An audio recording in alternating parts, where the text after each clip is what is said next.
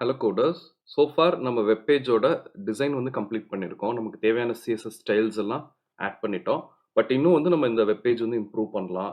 இப்போ for example வந்து இப்போ இந்த நேவிகேஷன் பார் இருக்குன்னு வச்சுக்கோங்களேன். ஸோ இதில் போயிட்டு இப்போ ஜென்ரலாக நம்ம ஒரு வெப்சைட் கிரியேட் பண்ணுறோம் அப்படின்னா இதெல்லாம் கிளிக் பண்ணால் நமக்கு லிங்க்ஸ் வந்து ஒர்க் ஆகும். நம்ம இங்கே ஜஸ்ட் வெப் பேஜ் டிசைன் மட்டும் பழகுறதுனால நம்ம அது எதுவுமே பைண்ட் பண்ணல அதோட.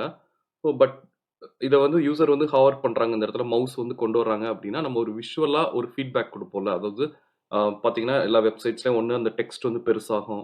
இல்ல அண்டர்லைன் பண்ணி காமிப்போம். அப்பதான் நம்ம வெப்சைட்ட யூஸ் பண்றவங்களுக்கு புரியும். அங்க ஏதோ ஒரு ஆக்ஷன் இருக்கு. அது வந்து எய்தர் கிளிக் பண்ணலாம். இல்ல வேற ஏதாவது ஆக்ஷன் நடக்கும் அப்படின்னு சொல்லிட்டு அது புரியும்.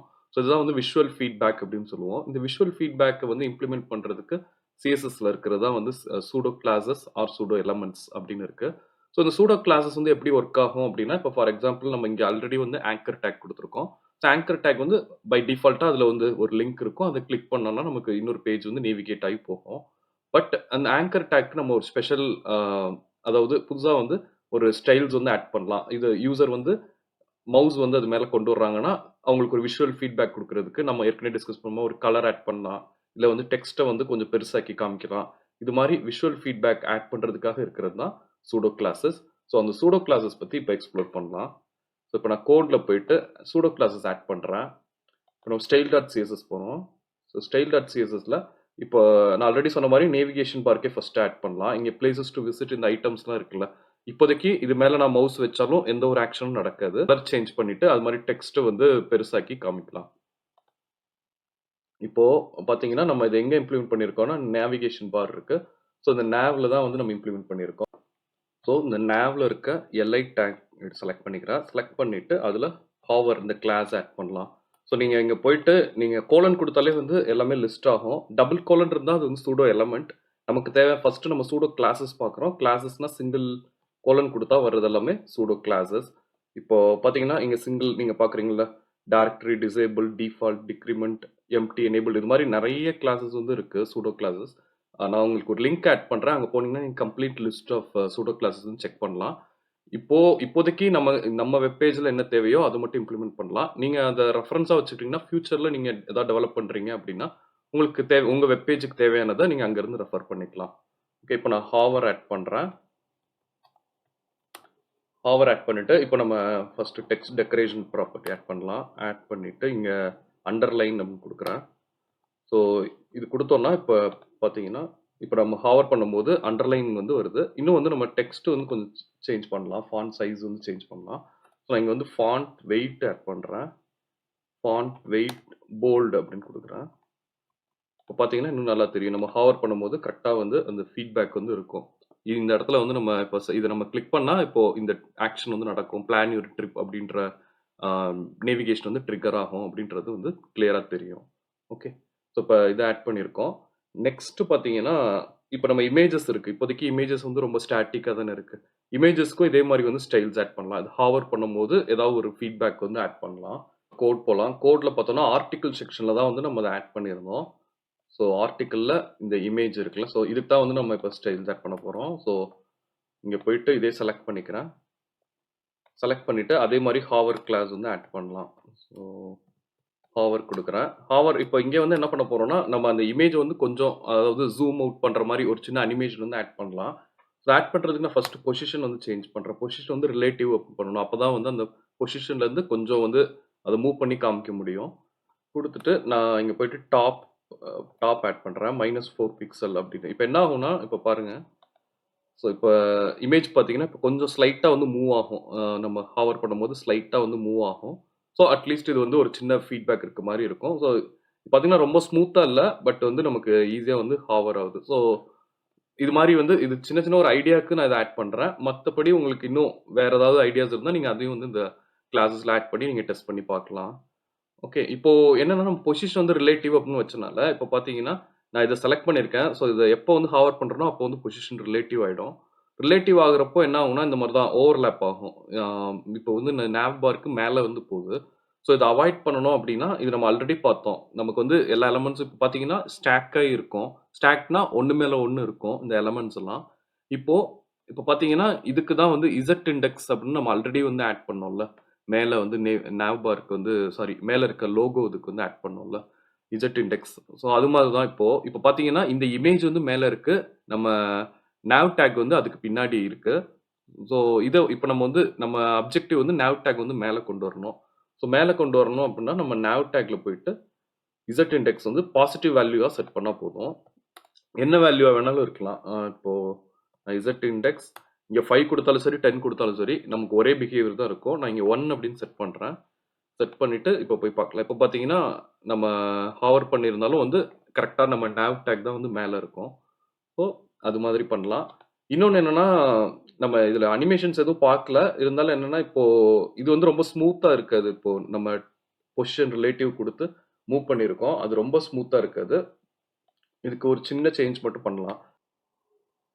டிரான்சிஷன் அப்படின்னு ஒரு ப்ராப்பர்ட்டி இருக்கு. ஸோ டிரான்சிஷன் யூஸ் பண்றேன். டிரான்சிஷன் வந்து நம்ம இது வரைக்கும் கவர் பண்ணல. இப்போதைக்கு இது தெரிஞ்சுக்கோங்க. டிரான்சிஷன் ஒன்றும் இல்லை, நம்ம வந்து ஒரு எலமெண்ட்ல வந்து சின்ன சேஞ்ச் பண்ண போறோம் அப்படின்னா அதுக்கு ஒரு டைமிங்கோட சேஞ்ச் பண்ணோம் அப்படின்னா நம்ம டிரான்சிஷன் வந்து யூஸ் பண்ணுவோம். ஸோ இப்போ நான் டிரான்சிஷன் யூஸ் பண்ணியிருக்கேன். யூஸ் பண்ணிட்டு டிரான்ஸ்ஃபார்ம் பண்றேன். அதாவது என்னன்னா இப்போ வந்து ஜூம் பண்ண போறோம். இப்போ நம்ம ஸ்கேல் அப்படின்ற ஒரு ப்ராப்பர்ட்டி வந்து யூஸ் பண்றேன். ஸ்கேல் யூஸ் பண்ணோம்னா இப்போ என்ன ஆகும்னா நம்ம ஆல்ரெடி 1 அப்படின்ற சைஸ்ல இருக்கிறத நம்ம 1.01 இது மேல ஹாவர் பண்றப்போ 1.01 மாத்தணும் அப்படின்னு கொடுக்குறோம். ஓகே, இப்போ வந்து என்ன ஆகுதுன்னா ஜூம் ஆகுது. வந்து நம்ம அந்த பொசிஷன் வந்து சேஞ்ச் பண்ணி காமிச்சோம். இப்போ வந்து ஜூம் பண்றோம். இது பாத்தீங்கன்னா ரொம்ப ரொம்ப ஸ்மூத்தா இருக்கும். இந்த அனிமேஷன் வந்து ரொம்ப ஸ்மூத்தா இருக்கும். ஸோ அனிமேஷன்ஸ் பத்தி நம்ம இந்த டுட்டோரியல்ல இது வரைக்கும் பார்க்கல. நம்ம ஃபியூச்சர்ல நான் வீடியோஸ் ஆட் பண்றேன். சிஎஸ்எஸ்ல வந்து எப்படி அனிமேஷன் பண்ணணும் அப்படின்னு. அப்போ வந்து உங்களுக்கு இந்த டிரான்சிஷன் டிரான்ஸ்ஃபார்ம்லாம் இன்னும் நல்லா புரியும். இப்போதைக்கு இந்த இது வந்து தெரிஞ்சுக்கோங்க. இது நம்ம சூடோ கிளாஸஸ் வந்து யூஸ் பண்றோம். அதுல எய்தர் நம்ம பொசிஷன் சேஞ்ச் பண்ணி இதை அச்சீவ் பண்ணலாம், இல்லைன்னா வந்து டிரான்ஸ்ஃபார்ம் ப்ராப்பர்ட்டி யூஸ் பண்ணி இதை அச்சீவ் பண்ணலாம். டிரான்ஸ்ஃபார்ம் நம்ம அந்த அனிமேஷன் ப்ராப்பர்ட்டிஸ் யூஸ் பண்றப்போ நம்ம இந்த மாதிரி ஹாவர் பண்றது இந்த மாதிரி இதெல்லாம் ரொம்ப ஸ்மூத்தா வந்து பண்ணலாம். அனிமேஷன்ஸ் வந்து ரொம்ப ஸ்மூத்தா இருக்கும். ஓகே, ஸோ இப்போ இது கம்ப்ளீட் பண்ணிட்டோம். நெக்ஸ்ட் பார்த்தீங்கன்னா கீழே அதே தான், இங்கேயும் ஹாவர் பண்ணால் நம்ம ஏதாவது சேஞ்ச் பண்ணலாம். இப்போதைக்கு இது எல்லாமே லிங்க் டேக்ஸ் தான், பட் நமக்கு எந்த ஒரு விஷுவல் ஃபீட்பேக்கும் இல்லை. இதை சேஞ்ச் பண்ணலாம். கோடில் பார்த்தீங்கன்னா நம்ம ஸ்டேட்ஸில் தான் வந்து இங்கே ஆட் பண்ணோம். ஸோ நான் ஸ்டேட்ஸ்க்கு வந்து போகிறேன். ஸோ இங்கே பார்த்தீங்கன்னா ஆல்ரெடி ஆங்கர் டேக் வந்து நம்ம செலக்ட் பண்ணியிருக்கோம்ல, இதே தான் நமக்கு தேவை.